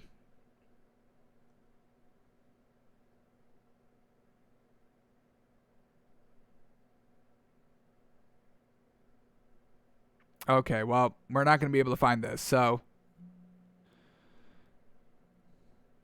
we'll assume he did not get the vaccine because he is immunocompromised. I will see if I can try to find this after the show. But, you got this kind of, it's tough, man. Obviously, this vaccine is a big debate. It's a high topic, highly heated debate topic. So you've got, somebody that's immunocompromised. You've got players that feel they don't need to get the vaccine for their own health. But we got this man that, battled cancer and, won it. And you love to hear that. Got a strong immune system. So maybe he shouldn't worry about COVID. You know what I mean? Maybe. So we'll see, if Ron Rivera kind of wins the locker room over this, kind of brings everybody together. Maybe he loses the locker room. Ron Rivera kind of, not forcing, obviously, but, trying to kind of put that emotional force on his players to get the vaccine. Maybe they don't like that. Maybe they don't respect that. Maybe they don't buy into that. And maybe he loses the locker room. So this could be a real interesting narrative to watch for. Obviously, as training camp progresses, as kind of the crackdown on vaccines and, vaccine policies and all that start to kind of come into light. There's so many players that are on the COVID-19 list. I'm not going to talk about that because I think it's just we've been talking about COVID ad nauseum here recently. I just don't care if players are having COVID-19. I mean, we went through that last season. All right, we get it. Okay. So we're not going to keep reporting every single player that does have COVID-19, even though Lamar Jackson does, unfortunate. So we'll keep an eye on this kind of Washington situation and what Ron Rivera is saying, and we'll see if these vaccination number changes because we know Ron Rivera. I mean, he's got some inspiring speeches. Maybe he can kind of talk these players into getting vaccinated. It will be interesting to see. So we'll keep an eye on that. Ron Rivera, a little beyond frustrated. All right, and then the last story to talk about here, what we want to see happen. Here we go. Cliff Kingsbury, the head coach for the Cardinals, says the Cardinals prepared to play with or without Larry Fitzgerald, saying the ball is in his court. So Larry Fitzgerald still kind of deciding whether he wants to retire or not. He's not on the team anymore. And, we've heard that, hey, the Cardinals, we're open to, signing him to a one-year deal. That's what he wants. Or if he wants to retire, that's his choice. So Cliff Kingsbury saying the door is open. Let's see if we get anything else here in the quote. Here we go. We spent the entire offseason awaiting for an answer from Larry Fitzgerald, and it didn't receive one. The Cardinals reported to camp Tuesday, still unaware of Fitzgerald's intentions for 2021, but a lack of decision hasn't sent them scrambling. Quote, the ball is in his court. That is literally the only quote. So the headline was the quote there. In the article, we get no other quotes. So they're just kind of waiting on Larry's decision, and we want to see Larry Fitzgerald come back to this Cardinals team because he could potentially get a ring, and we will love to see Larry Fitzgerald get a ring. We think he's a real solid wide receiver in this league for, how many years? 15 plus years that he's been here. Absolutely fantastic. Reliable Larry, lucky Larry, whatever you want to call him. Just don't call him late for supper. But, Cliff Kingsbury is saying, hey, Larry, if you want to come, we're all in it. Ball's in your court. We'll sign you. We've got no problem paying you. It's not going to be a lot of money. Larry Fitzgerald understands that. He's not going to, they're not relying on him to be the number one, the number two, the number three, not even really the number 4 wide receiver. You come in, you'll play a real kind of solid role here as a number 5, and, we'll get you a ring, potentially. We'll try our hardest. So we'll hear from Larry in the next couple of days, hopefully, sooner rather than later, hopefully. And training camp just started. Maybe Larry's kind of, all right, in the off season, when nobody's really talking about football every day, you're like, all right, I don't really miss it. But then once you get that first watch, that first sniff, that first taste of the NFL training camps kicking off and everybody putting in the work, maybe Larry Fitzgerald's like, yeah, I miss it. Yeah, I miss it. I'm coming back. Yo, Cliff, you got room for me still? Yeah, I'll take a milli. I'll take the kind of the veteran minimum milli. Yeah, give me a milli. I'll be there tomorrow. Hey, shit, I'll be there tonight. I'll see you tonight. Let's sign that deal. Here we go. Yes, sir. Run it back. Red Sea. Yes, sir. Cardinals. Champions. Let's get it. I'll see you tomorrow. All right. Millie? Yeah. Millie, you said a milli, right? Yeah. 1 million? Okay. Yeah. I'll take an extra million. All right. I'll see you. So we'll see what Larry does, but the Cardinals are still open to having them on his team, which I'm all for. Get this man a ring, folks. Alrighty. Those are all the stories that we needed to cover for today. So let's head over and continue with our NFL refresher. We've got to continue on with the Saints, and then we'll start a new team today if we have time in the show. So let's kind of recap what we said in our Saints refresher part 1 yesterday on the show. Basically, we just looked at Taysom Hill and Jameis Winston. That was really all we got to. And we want to see Taysom Hill get the starting job. We liked what we saw. He's got a solid arm, not a bigger arm than Jameis Winston. We kind of clocked Taysom Hill's max at about 50, and that's kind of, his max. I don't really see him kind of airing it out 55, 60, 65 plus yards. I don't really see that happening. A lot of those kind of 50-yard throws were a lot kind of, full power and, receivers having to play back for the ball. So that is kind of maybe Taysom Hill's one knock, is that he doesn't have the big, strong arm. But what he does have is some nice dual threat abilities in the run game. He is kind of, I kind of rank him in the kind of elite five dual threat quarterbacks. That those 5 are Kyler Murray, Deshaun Watson, Lamar Jackson, Russell Wilson, and Patrick Mahomes. That's kind of the elite 5 here, and I put Taysom Hill kind of in that category. Maybe number 6, maybe I can put him number 5, maybe slightly faster than Russell Wilson-ish, but, he needs to be in that same conversation of solid running dual threat quarterbacks. So that's what we loved, and we know that he can kind of make all the throws. He was making some real great reads, real great kind of finesse on the throw, fitting it into some tight windows in the zone on tight man coverage. He was really making all the throws. It's just he doesn't have a big deep ball. That's fine. Jameis Winston, we saw a lot of kind of, dink and dunks, throwing it to his safety blanket at Alvin Kamara, and he almost had a pick, which, when you only throw 10 times last season and you almost have a pick still, it's like, have you learned anything from your 30-30 season? So we just didn't like what we saw from Jameis Winston. So as we progress in this kind of Saints team refresher, getting everything right and on the same page for the 2021 season, we are going to be going ahead with Taysom Hill as a starting quarterback, predicting that he will win the starting job here in training camp. So when we kind of talk through the schedule and all that, we are going to be having Taysom Hill as the number 1 quarterback. All right, but let's start talking about what this Saints team has done last season. What did they do last year? Kind of refresh everybody on that. So they went 12-4 with Drew Brees. Taysom Hill got some starts. Jameis Winston got in there for a couple of throws, and they go 12-4 last season. They make it to the divisional round of the playoffs, but they go to the Bucs, and I believe that Drew Brees throws 2 interceptions in this game. 2 or 3. What do we got? Really unfortunate. He threw 3 interceptions. How unfortunate. And Tom Brady takes advantage, and they win the game because of that. So Drew Brees kind of being, at the end of his career a little bit, banged up throughout the entire season, truly hurts the Saints team when it comes to the playoffs. Now, they did beat the Bears in the wild card round. Fantastic. Beating the MVP. Never easy to do. So the Saints go 12-4. Let's go to their schedule just to see, were they beating the good teams? Was this still a good team for the Saints last year, or were they just beating, bottom of the barrel teams? They just had an easy schedule. So here we go. These are the teams that they beat. They beat the Bucs week 1. Fantastic. They are in the same division, so they faced twice, and we know the Bucs weren't the best at the beginning.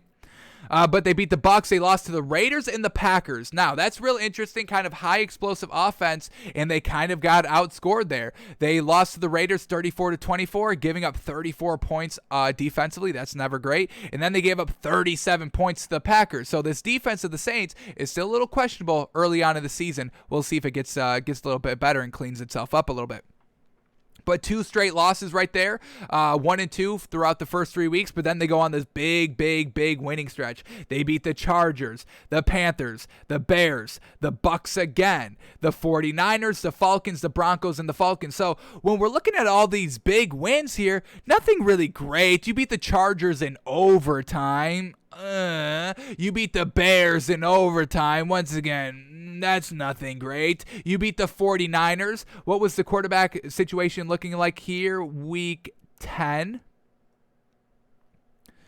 Quarterback was Nick Mullins. So you beat, a Jimmy G-less 49ers team, nothing really great there. You beat the Falcons, and the Falcons have just been this kind of iffy team. Stats on paper, they're real solid, but when you just watch them, we were never impressed by this Falcons team last year. We bet on this Falcons team a lot, hoping it would come through, and it just never did, unfortunately.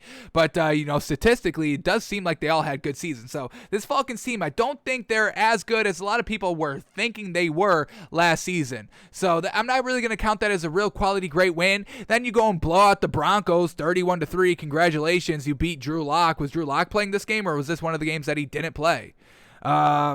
He wasn't playing. They literally had Kendall Hinton, who be their quarterback, who threw 9 times. Was this kind of? I think this was the COVID game. If I'm remembering correctly, this was a game where Drew Lock contracted COVID, and it was real last minute, and they were basically just rushing the ball for the entire game. Because you're not going to trust this man, or like all their quarterbacks, this man's not even a quarterback or something like that. He's a wide receiver. Kendall Hinton, who played quarterback, was the wide receiver. So we can't even count that as a quality win, folks, because all the quarterback room had COVID and couldn't play. So they had to move a wide receiver to the quarterback spot, but you're not going to have a wide receiver throw the ball, 20 plus times a game. You throw it 9 times a game because you have to, because everyone's just expecting the run, and you get absolutely obliterated. So can't count that as a quality win. Then you go and beat the Falcons again. They're in your division, so I guess I will count it as a decent quality win. But overall, it's not that hard of a competition. Then they lose to the Eagles late in the year, a little bit of a step back there. They lose to the Chiefs, so once again, back-to-back losses. And then they go out and win the last 2 games of the year against the Vikings and the Panthers. So overall, this team was not facing any real good teams. So their 12-4 record, it's to be expected, facing not really great teams throughout. You lost against the teams you probably should have lost to, the Chiefs, the Packers, and even kind of the Raiders, because they have an explosive offense. And then you beat the not great teams, the Panthers, the Bears, the Panthers again, the Vikings, the Falcons twice, the 49ers, kind of early in the season Bucks when they really weren't that great. That Bucks team wasn't anything special. I mean, they didn't have, a great season. I think they won like 10 games. And they didn't really hit their stride until the end of the season. So, facing the Bucks twice in the first 9 weeks, it's like, yeah, it's all right wins, but it's not like this is Super Bowl Bucks team that you beat. You lost to them in the playoffs, the second round, after you beat them twice. So it's like this Saints team still wasn't that greatest with Drew Brees last season. So, yeah, they had a nice, impressive 12-4 record, but overall, the schedule was a little easy on them. Now, let's go to what the Saints were just doing offensively and defensively compared to all the other teams. So here we go. The Saints last year in offense, they were ranked number 5 in offense, folks. Real solid. They put up 6,000 yards, which the average was 5,700, so 300 yards above average. That's pretty solid. Points, they put up 482 points. The average was 396, so about 100 more points on average. That's fantastic. They were scoring the ball well. Passing for 4,800, or no, that was the Chiefs. They passed for 3,700 yards, which was 100 yards below the average. Once again, Drew Brees really not being at his true peak. He missed a lot of games. He was always banged, always knocked around a little bit, banged up. So the passing game wasn't the best. The rushing game, they rushed for 2,200 yards, and I think, that's about close to about second highest. They were really kind of solid there, rushing the ball for 1,900 yards. Once again, 300 yards above average. 1,900 yards was the average. They rushed for 2,200. Alvin Kamara kind of getting it done there in that regard. So overall, the Saints' offense was real solid, but they just lost Drew Brees. They lost Emmanuel Sanders. We're without Michael Thomas for the first 7 weeks of the year. So we can expect this offensive production. We've got new quarterbacks coming in. So we can expect this offense to really come down kind of heavily. It was a top 5 offense last season. We can kind of expect it to come down a kind of a lot here. So when we walk through the schedule, we have to kind of keep that in mind. All right, now let's go to their defense. How good was this team's Saints defense? So here we go. The Saints, top 5 in defense. Wow, real great team. And they, made it to the second round of the playoffs. Unfortunately, Drew Brees throwing those 3 picks, letting the team down. All righty. So the Saints only gave up 337 points, solid on the defensive end of the ball, where the average was 396. So well below the average, 60 points less than the average. That's fantastic. They gave up 4,900 yards, which is well below the average of 5,700. Jeez Louise, that is a lockdown defense. That's about 800 yards less than the average, folks. That's absolutely fantastic. All right, they gave up 3,400 passing yards, which is 400 yards below the average of 3,800, and they gave up 1,500 rushing yards, which is 400 yards below the average at 1,900. So kind of an elite defense out here, and we'll see what they lost on the defensive side of the ball. But if they're returning everybody from defense, we can rely on this defense to get it done. That's fantastic. So real great offense last season, top 5 offense, top 5 defense. Now let's take a look at what the Saints lost and gained this offseason. Alrighty, so they get Jameis Winston back. They sign their tackle back, James Hurst. They sign the safety, Marcus Williams. So solid defense still there. Now they lost a linebacker, Alex Anzalone. They lost tight end Jared Cook, so once again, that's definitely going to hurt them a little bit. They hurt Sheldon Rankins, a defensive interior lineman, and they lose Trey Hendrickson, off an edge rusher. So once again, the defense getting a little bit lighter than it was. Where else do I got to see here? All right.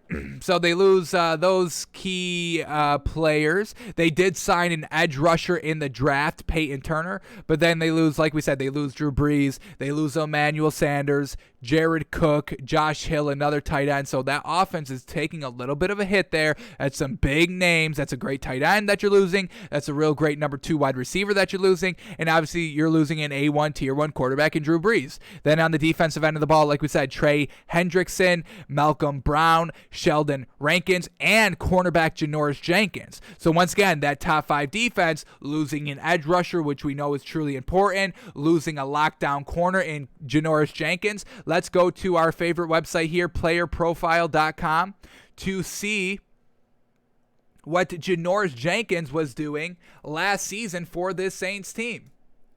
Was he locking down everybody, tier 1 wide receivers in this league? So let's see how he was doing. Missed a couple of games, week 4 through 6 he missed, but everything else seemed to be solid there. So here we go. Henry Ruggs, he gave up 3 of 6 for 29 yards. When I say 3 of 6, it's 3 receptions on blank targets. So 3 of 6, 3 receptions on 6 targets. So against Henry Ruggs, 3 of 6 for 29 yards, and he had a pass breakup. That's a real great lockdown right there. Marquez Valdez-Scantling for the Green Bay Packers, 4 of 7 for 20 yards. That's a great lockup. Robbie Anderson, 0 of 1 for 0 yards. Fantastic. He got killed by Darnell Mooney, 6 of 6 for 78 yards. Absolutely killed there. Against Antonio Brown, 3 of 6 for 33 yards and a pass breakup. Real great there. Calvin Ridley, 5 of 11 for 82 yards, but 4 pass breakups and an interception. So that's kind of decent all around. Yeah, you give up 82 yards, but you got a pick and 4 pass breakups. That's solid on it. Tim Patrick of the Broncos, 0 of 3 for 0 yards and a pick. Fantastic. Jalen Reagor from the Philadelphia Eagles, 4 of 6 for 69 yards and a pass breakup. That's And then Adam Thielen, 8 of 9 for 94 yards and 1 pass breakup. That's a little bit of a burn as well. So overall, he was kind of doing solid out there. That's a solid corner that they are going to be losing. Had a lot of great lockdowns, got burned by a couple of people, but overall solid lockdowns throughout the entire year. Only gave up 1 100-yard gain. That's real gosh dang good. So they are going to truly be missing Janoris Jenkins, who helped them be in a top 5 defense last season. All right, let's look at their draft really quickly. What do they do in the draft here?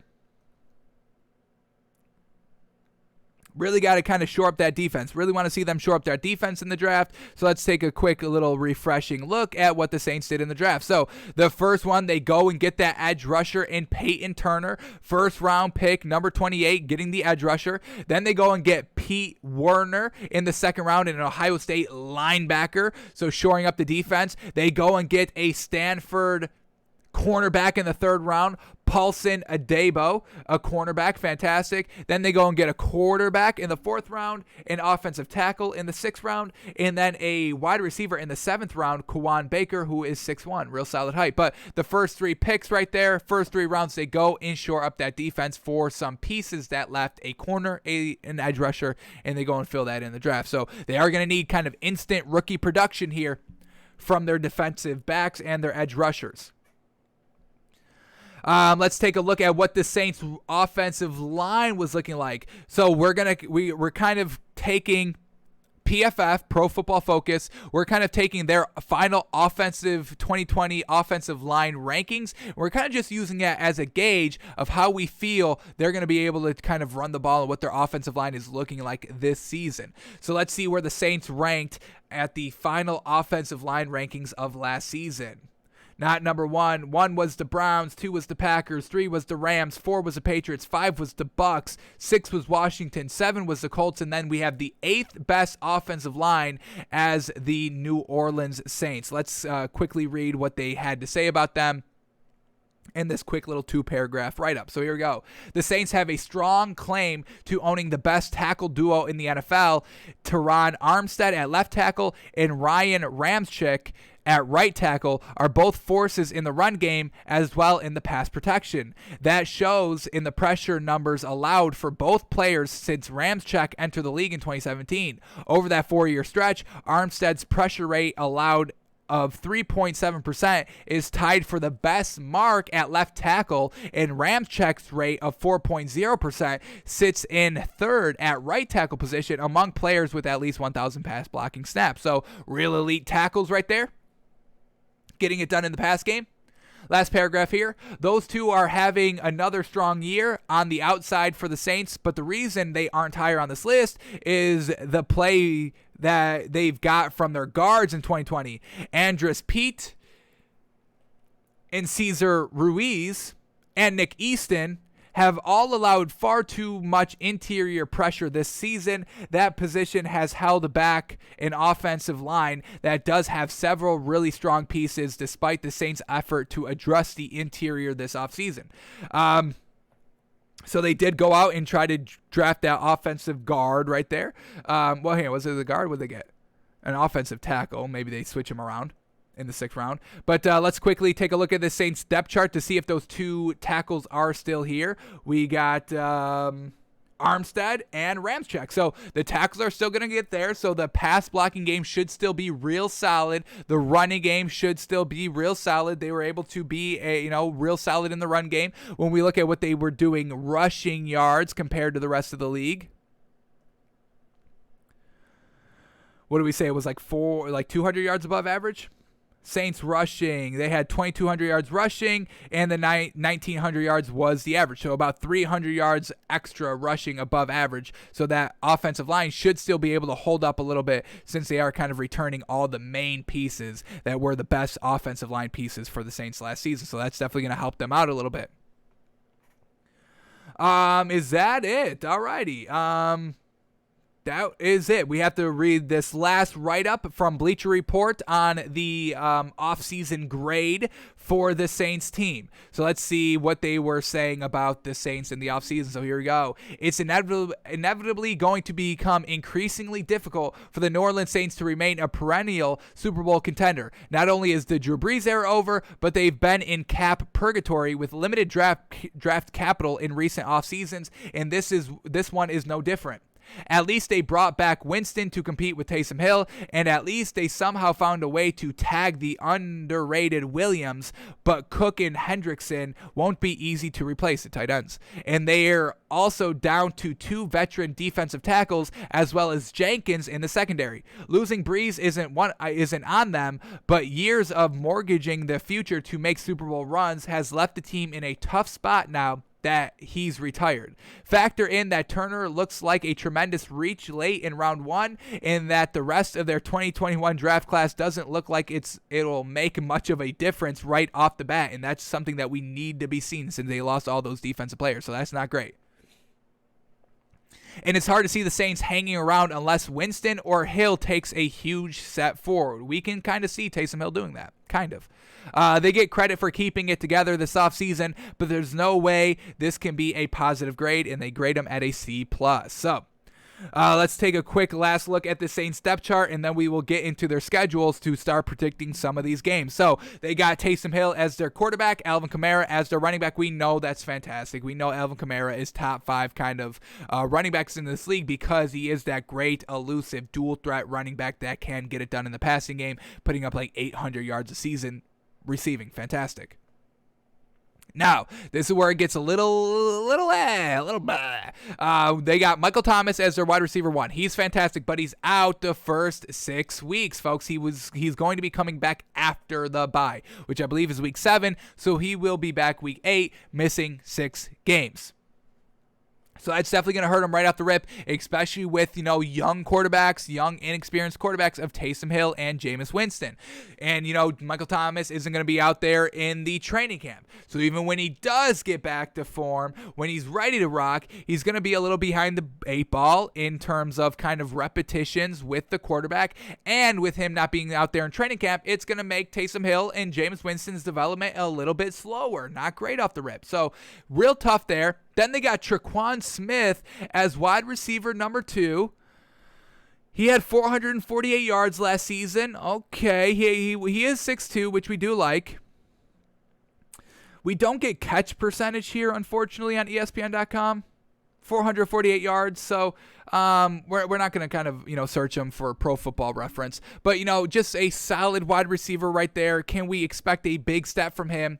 We get Deontay Harris as, wide receiver number 3, which is now wide receiver number 2 because they're kind of elevating them without Michael Thomas. He's only 5'6", and that's not great. He's only caught 186 yards last season. Then we get Marquez Callaway, 213 yards. He is 6'2", so once again, decent height. And then, like we know, they did bring in Chris Hogan. So we really think they're going to have to get another really good free agent wide receiver. Josh Gordon, please. I think that really helps the team. At least Kenny Stills, I think he can help the team as well. So the Saints are really going to have to get another wide receiver out here. They got Adam Troutman as their tight end. 171 yards last season. He is 6'5". We do like that going into his second year, but he wasn't invited to tight end university. Was he? Let's double check. We can't buy into this tight end, folks. If you didn't attend tight end university, we will not buy you. If you're not good to be one of the tops in the league to get an invite from George Kittle and Travis Kelce, we're not going to buy into you. So let's see if this Adam Troutman man was here. We're not seeing his name on the list. You're not on the list. Get out. You're not on the list. You're not getting into here. No. This is elite exclusive company. If you're not on the list, you're not coming in. We're not lifting the red velvet rope for you if you are not on the list. What is your name? What is your name, son? Tell me your name. Adam Troutman? No, you're not on this damn list. We don't even know who the hell you are. Get out of here. This man, Adam Troutman, wanted to get in. The bouncers all laugh at him. So we can't get behind the tight end. We really can't get behind any of the wide receivers. The quarterback we believe is going to be solid, but once again, we're talking about, not elite company right here of Jameis Winston and Taysom Hill. Alvin Kamara is obviously the best thing about this team. Now we look at their defense. They got Cameron Jordan, who's very, very good, one of the best edge rushers in the game. Marcus Davenport's real solid as well. What did he do last season?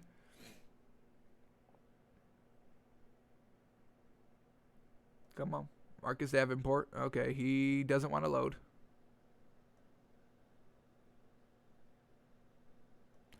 All right, Marcus Davenport stats doesn't want to load. Okay.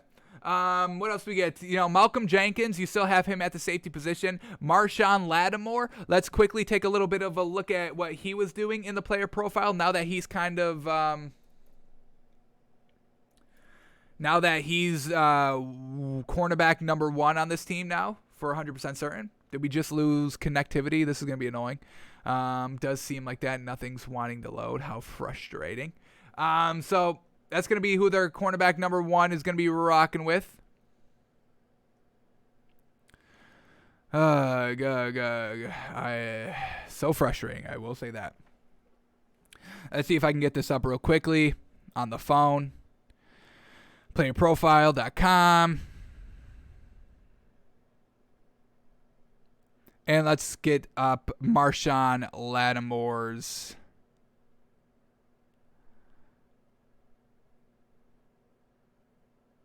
stats last season. So we can see what he was doing. Was he getting it done defensively, locking it down against the A1 Tier 1 wide receivers in this league?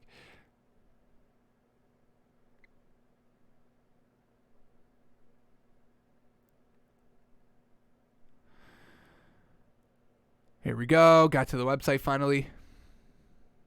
Are we able to load here? Now we're able to load here. Classic. As soon as we get it up on the phone, we get it back here on the laptop. So here we go. Marshon Lattimore last season against Mike Evans, week 1, 0 of 3 for 0 yards allowed and a pass breakup. That's fantastic. Marquez Valdez-Scantling, 2 of 2 for 53 yards. A little bit of a burn there. DJ Moore, 5 of 6 for 105 yards. That's a big burn there by DJ Moore. Gosh dang. Against Allen Robinson, 7 of 12 for 83 yards. He did have a pick, though. Mike Evans, round 2, 3 of 6 for 29 yards and a pass breakup. So he's able to lock down Mike Evans. That's great. Against Brandon Ayuk, 4 of 5 for 30 yards allowed. Calvin Ridley, 5 of 11 for 108 yards allowed and 2 pass breakups. Tyreek Hill, 4 of 8 for 40 yards and 3 pass breakups. That's a pretty solid lockdown right there. Against Justin Jefferson, 4 of 9 for 55 yards and 2 pass breakups. And then against Robbie Anderson, against the Panthers, instead of going against DJ Moore again, he's got to go against Robbie Anderson because he was absolutely obliterated by DJ Moore. But against Robbie Anderson, 3 of 6 for 40 yards and an interception. So not bad. So overall, solid work there by Marshon Lattimore. Some solid A1 tier ones. He's able to lock up Mike Evans. He locked up Tyreek Hill, but got burned by Calvin Ridley. So overall, a solid corner there at the starting position for the Saints. And then we have Gardner Johnson. Ooh, that's going to be a real C.J. Gardner Johnson. I've never even heard of this man, folks. What did he do last season?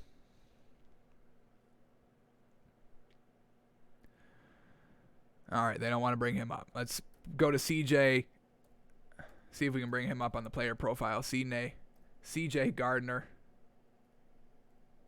Never even heard of this dude's name before. C.J. Gardner Johnson. O.B. Bobby Johnson.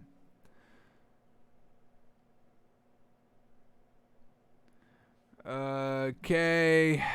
Let's see. We gotta freaking get back here.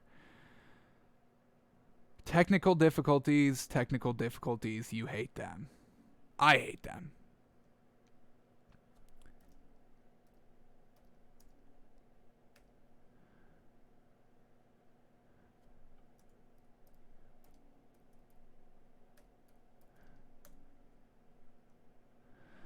All right, we're just gonna go to the schedule now. I think we're not. We're kind of fading here on our internet capabilities for some reason.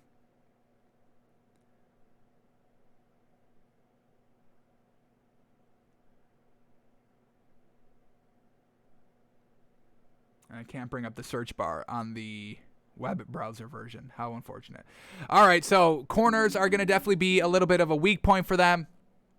Defense in general, maybe a little bit of a weak point for them. So let's go into their schedule and see how many wins we can give this Saints team for the 2021 season of all the kind of shortcomings that we just talked about. Alrighty, so here we go. We also have to remember that Michael Thomas is not going to be here until after the bye, so we have to account that for the first couple of games early. So here we go. The Saints, they open up against the Green Bay Packers. We have to take that as a loss. Cannot give this Saints team a win over the Packers, who are now freshly energized now that Aaron Rodgers is 100% there. So that's going to be a loss against the Packers. Against the Panthers. Alrighty, they're in the same division, so I will split the wins here with the Panthers, but this week 2 matchup is on the road against Carolina. I'm going to give Carolina the win there at the home stadium. Then they have to go on the road against the Patriots. That's going to be a tough game for them defensively, and this is not the best offense here for the Saints because, no Michael Thomas here week 3. So I'm going to give the Patriots a win there at home. So they can't get it done there. Now they're at home against the Giants, and I'm going to give the Giants a win there. The Giants are just better offensively, defensively than the Saints team. So I got the Saints going 0-4 to start it. And then I will give them a win against Washington. They go on the road against Washington, but I think they just kind of win a game. They probably don't start 0-5, but they could, folks. They 100% could, but I will give them a win against Washington, a win there. So that's one win against Washington. All right, then they have the bye, and now we're kind of expecting Michael Thomas to be here after the bye. Now, the game after the bye is in Seattle on Monday Night Football, folks. This is a tough game, and I can't give the Saints a win there, so they lose against the Seahawks. I will probably have them split against the Bucs. It's going to be real tough, but I will have them kind of, a nice kind of division game against the Bucs. They all rise to the occasion. And they beat the Bucs for their second win, folks, because they do face the Bucs at home for their first meeting. So I'll give them a win there, even though they probably could lose both of them. I'm trying to be a little optimistic here for the Saints and give them a second win. Then they face the Falcons. They face them twice. Once again, I'll have them split, and I'll have them beat the Falcons in their home stadium. So that's that win right there. So we got 3 wins. They lose against the Titans. I mean, who's going to stop Derrick Henry? Who's going to stop Derrick Henry on this team? Nobody. Then they go and face the Eagles at Philadelphia. I think that's a winnable game for them, so that's going to be their 4th win of the season. Then they go and face the Bills. That is a loss. They go and face the Cowboys. That is a loss. They go and face the Jets at home with no Zach Wilson. Yes, present. That's a win there, 100%. You can beat the Jets because Zach Wilson's not at training camp right now. I give them a win. That's 5 wins. They go and face the Bucs the second time around. That's a loss. They go and face the Dolphins. Now, they are at home, but this is a Monday Night Football game. I'm not being biased here, folks. This Saints team, they've got nothing good. What do they have good? I'm going to rely on the Dolphins at the end of the season fighting for a playoff spot where at this time the Saints only have 5 wins. It's kind of an over season for them. I'm going to have them losing against the Dolphins there. Then they face the Panthers at home. We'll give them a win. That's 6. And then they go on the road. The last game against the Falcons, I have them losing. So I really have them going 6-12, folks. This is not going to be a good season for this Falcons team, or for this Saints team. They do have a lot of tough opponents to go over, to face, compared to what their roster is right now. The Packers, the Packers, the Patriots, the Giants, the Seahawks, the Bucs twice, the Titans, the Bills, the Cowboys, the Dolphins. I mean, this is real tough opponents throughout. The easiest opponents they have are the Jets, trash.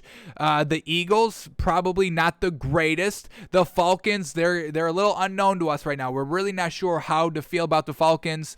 Probably will split, but this is a real tough year, a real tough schedule for the Saints, way tougher than it was last season, and now they don't have Drew Brees or a shutdown corner and not Michael Thomas for the first 7 games. So let's go back to our list here, and we've got the New Orleans Saints.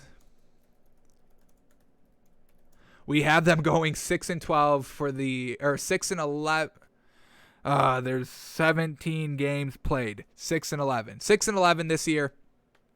And I really can't give them an extra win. I can't give them going 7-10. I can't have them going 8-9. There's just nothing to really love about this team. Now, if Taysom Hill has a great year, then that's what we're talking about. But at the end of the day, these receivers, a little lackluster. So the Saints are going to have to do something at the receiver position if we want to truly buy this offense. And then we still have to worry about the defense a little bit. So Saints are going to go 6-11.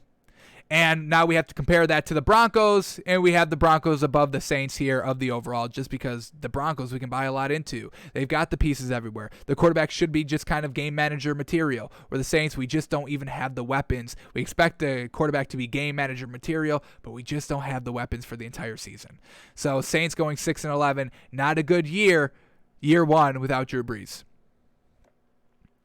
Alrighty, folks, that is going to do it for us today. Thanks for tuning in. Thanks for watching. Thanks for listening. We're back tomorrow doing it all over again with a new team in our NFL refresher. We'll spin the wheel and see what team we get.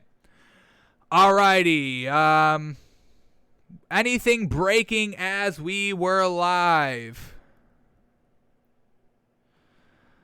Anything breaking? Aaron Rodgers at the podium being cocky, saying Green Bay isn't a huge destination. They're coming here to play with me. I mean, folks, we're going to get evil Aaron Rodgers here. We know this. He's going to be, I'm not here. We know he's not there next season, folks. We know that 100%. Keep that in mind. All right, anything else breaking as we were live? Did I ever mention we are live? We do the show live.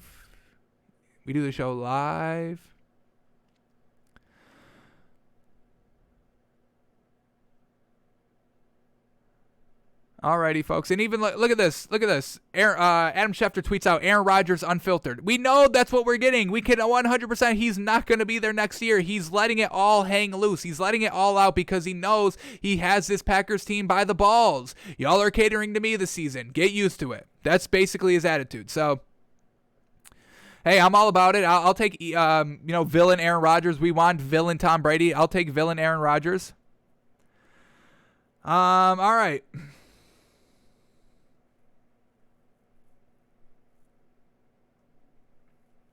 All right, folks. Doesn't seem like anything is breaking. Some great quotes here by Aaron Rodgers that we will go over tomorrow on the show, no doubt. But yeah, that's going to do it for us today, folks. Thanks for tuning in. Thanks for watching. Thanks for listening. And we are back tomorrow live, noon Eastern, doing it all again. So we will see you tomorrow, folks.